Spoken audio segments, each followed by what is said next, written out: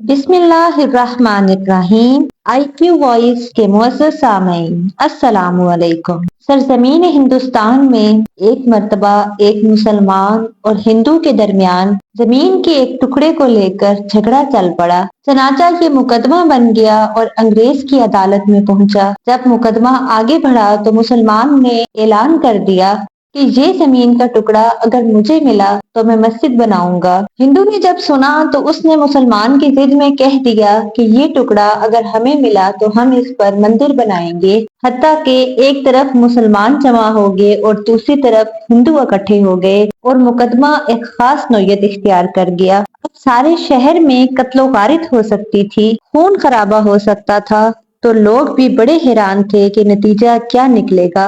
جج انگریز تھا، وہ بھی پریشان تھا کہ اس میں کوئی صلح و صفائی کا پہلو نکالے، ایسا نہ ہو کہ یہ آگ اگر جل گئی تو اس کا بجھانا مشکل ہو جائے گا۔ جج نے مقدمہ سننے کے بجائے ایک تجویز پیش کی کہ کیا کوئی ایسی صورت ہے کہ آپ لوگ آپس میں بات چیت کے ذریعے مسئلے کا حل نکال لیں۔ تو ہندوؤں نے ایک تجویز پیش کی کہ ہم آپ کو ایک مسلمان کا نام تنہائی میں بتائیں گے، آپ اگلی پیشی میں ان کو بلا لیجئے اور ان سے پوچھ لیجئے، اگر وہ کہیں کہ یہ مسلمانوں کی زمین ہے تو آپ مسلمانوں کو دے دیجئے، اور اگر وہ کہیں یہ مسلمانوں کی زمین نہیں ہندوؤں کی ہے تو ہمیں دے دیجئے۔ جب جج نے دونوں فریقین سے پوچھا تو دونوں فریق اس پر راضی ہو گئے۔ مسلمانوں نے دل میں خیال کیا کہ اگر وہ مسلمان ہے تو جو بھی ہوا وہ تو مسجد بنانے کی بات کرے گا۔ چنانچہ انگریز نے فیصلہ دے دیا اور چند دنوں کے بعد کی تاریخ دے دی۔ جب مسلمان عدالت سے باہر نکلے تو بہت خوش ہو رہے تھے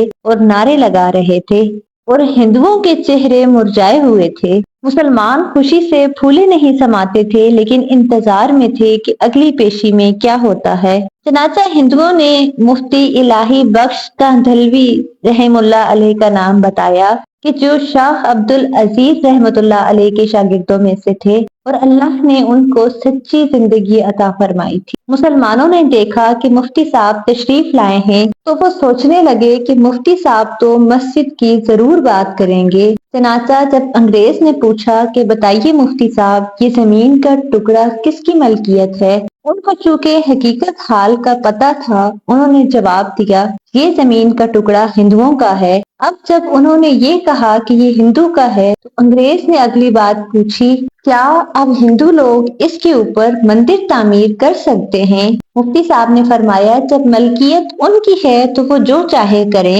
چاہے گھر بنائیں یا مندر، یہ ان کا اختیار ہے۔ چنانچہ فیصلہ دے دیا گیا کہ یہ زمین ہندوؤں کی ہے، مگر انگریز نے فیصلے میں ایک عجیب بات لکھی۔ فیصلہ کرنے کے بعد لکھا کہ آج اس مقدمے میں مسلمان ہار گیا مگر اسلام جیت گیا۔ جب انگریز نے یہ بات کہی تو اس وقت ہندوؤں نے کہا کہ آپ نے تو فیصلہ دے دیا، ہماری بات بھی سن لیجئے، ہم اسی وقت کلمہ پڑھ کر مسلمان ہوتے ہیں اور آج یہ اعلان کرتے ہیں کہ اب ہم اپنے ہاتھوں سے یہاں مسجد بنائیں گے۔ تو عقل کہہ رہی تھی کہ جھوٹ بول کر مسجد بنے گی، مگر حضرت مفتی صاحب نے سچ بولا اور سچ کا بول بالا ہوا۔ سچے پروردگار نے اس جگہ مسجد بنوا کر دکھائی۔ معزز سامعین، کئی مرتبہ نظر آتا ہے کہ جھوٹ بولنا آسان رستہ ہے۔ جھوٹ بولنا آسان رستہ نہیں ہے، یہ کانٹوں بھرا راستہ ہوا کرتا ہے۔ جھوٹے سے اللہ تعالیٰ نفرت کرتے ہیں، انسان نفرت کرتے ہیں، انسان اعتماد کھو بیٹھتا ہے۔ ایک جھوٹ کو بولنے کے لیے کئی جھوٹ بولنے پڑتے ہیں، لہٰذا جھوٹی زندگی گزارنے کے بجائے سچی زندگی کو آپ اختیار کیجئے۔ اسی پر پروردگار آپ کی مدد فرمائے۔ فی امان اللہ۔